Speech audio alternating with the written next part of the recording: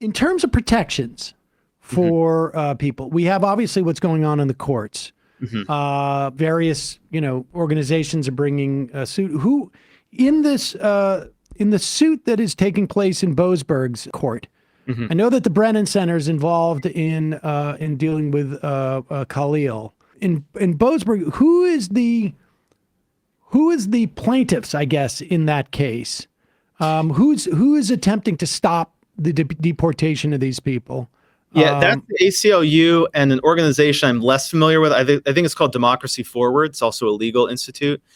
They're bringing the lawsuit on behalf of 7 or 8 plaintiffs. It's common in immigration law for plaintiffs to be listed by their initials. So if you look at the complaint, it's just the initials. We don't have their full names.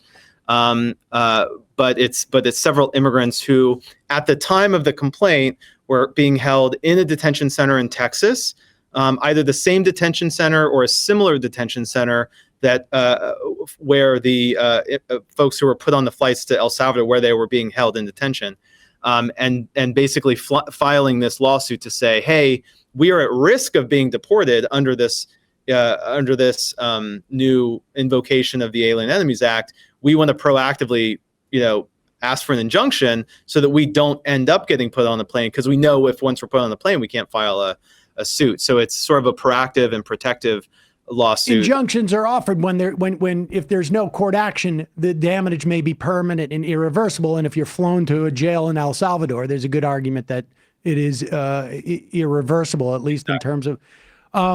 Have they expanded the plaintiffs' pool? Can they make it a class? In other words, it is filed as a class. So they're not just, there's 6 specific plaintiffs, but they're representing everybody who might be essentially disappeared on one of these planes. Yes, they've asked for it to be recognized as a class action suit. And, a class action suit basically says this is going to affect a whole bunch of people, not just this narrow number of people. And there's no way for us to contact everyone, in advance. So we're asking for protection for everyone.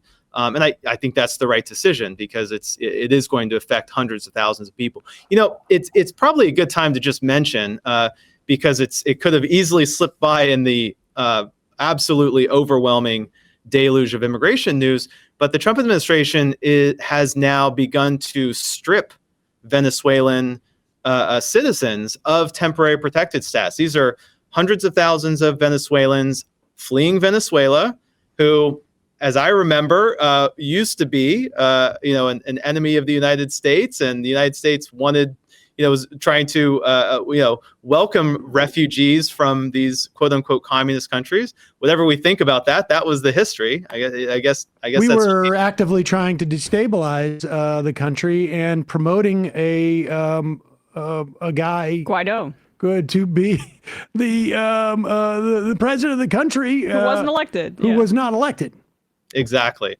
Well, guess what? All of these Venezuelans who came legally under the policies of the U.S. government when they came, they're being stripped of their temporary protected status. So what that means is, as if temporary protected status means anything to this administration anyway, but it's so important to understand it's not just about a couple hundred, guys with tattoos. This could potentially affect hundreds of thousands of people who came to the country seeking asylum.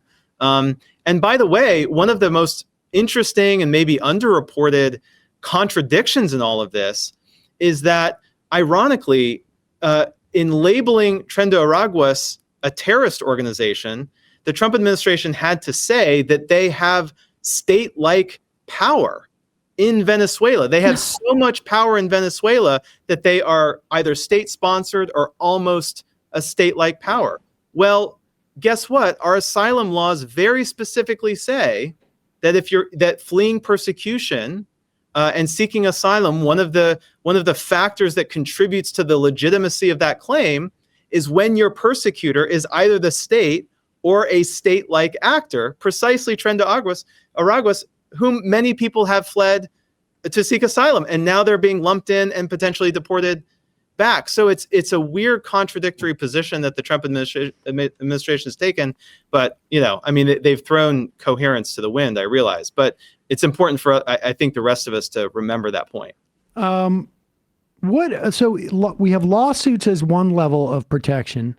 Mm-hmm. What are the others as we sort of like move outside of the courtroom into, I imagine, sanctuary cities and the refusal of localities to cooperate with ICE can slow the roll.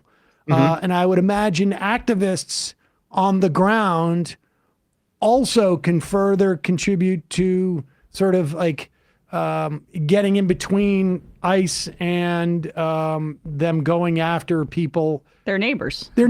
And let's be clear, ICE does not appear to need a reason and does not need to appear to justify, like, the only accountability ICE seems to have, and correct me if I'm wrong, is if they deport a citizen, then there's theoretically political blowback and maybe, I don't know, some type of settlement there.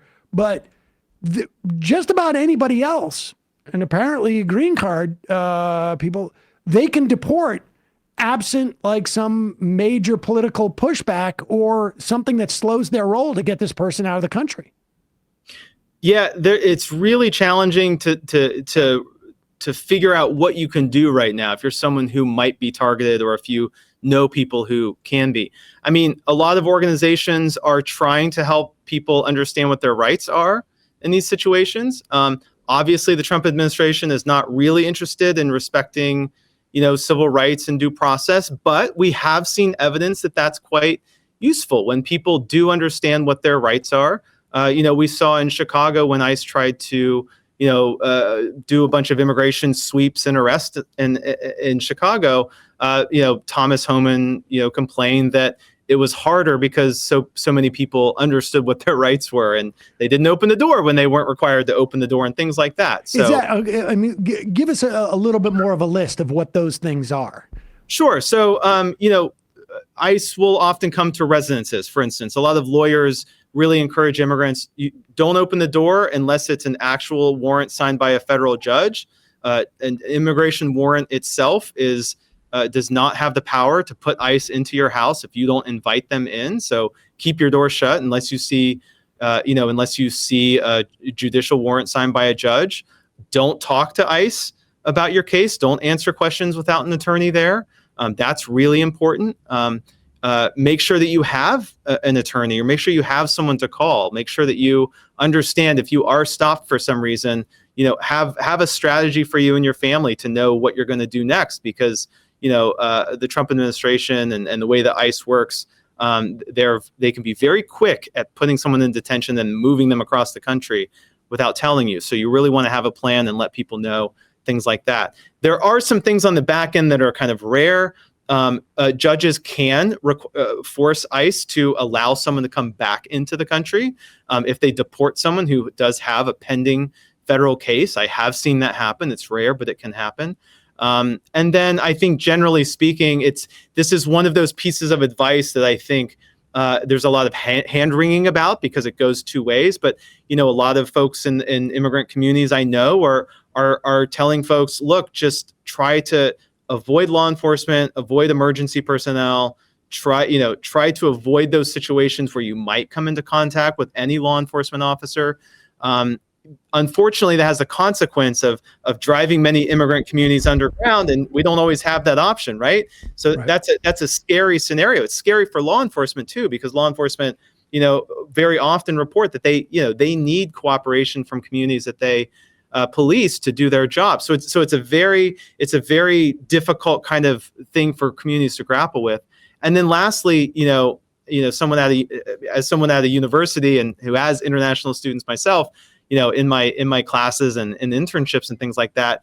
I mean, I think it's a real question. If you're here on a student visa, do you want to risk leaving the country to go see family over a break, knowing that when you come back into the country, you could be vetted and screened, and like what happened to the doctor coming back into Boston, it puts you at a different kind of risk level. So it just means that people have to make really difficult decisions that they shouldn't normally have to make, but it is tough. I don't know why those students just, I mean, there's such an invasion going on. Why don't they just go in with the huge invasion and just use this invasion as a camouflage?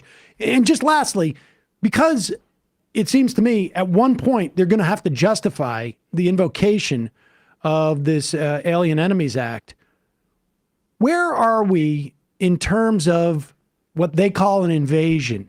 In terms of like any possible metric by which we talk about immigrants in this country who are undocumented, half of whom are just simply here after they have overstayed their documented period, which is a really inefficient way to invade a country, it seems to me. Yeah. But where are we relatively historically speaking? Because if we're not at a peak right now, it's really hard to say we're being invaded if we've been invaded for the past 50 years and we still seems to be a functioning country. Yeah, it's a terrible time to claim that we are experiencing an invasion. Border encounters along the U.S.-Mexico border are at a multi-year low. It's been declining for months and months. Unlawful crossings, illegal crossings at the U.S.-Mexico border has been down considerably, especially after the Biden administration created lawful pathways for humanitarian reasons to lawfully seek asylum, which is what our immigration law says that people can do. They created lawful pathways that allowed a mechanism for that. People aren't, crossing the border unlawfully. They're coming into the country, following protocol, following, the law and policy. So this is not a good time to claim that we're under invasion. We've been, if you just look at the numbers, we haven't been less under an invasion in years and years. So not really great timing when you look at the data.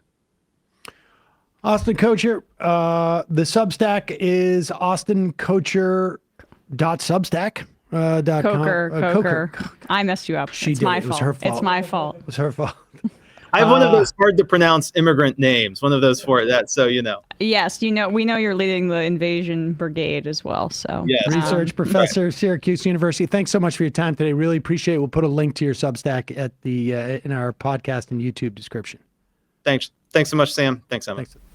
Hey, folks, don't forget to hit the subscribe button and check out our daily show. We do it every day at 12 p.m. Eastern for about 2.5 hours. We even take phone calls. You should check that out.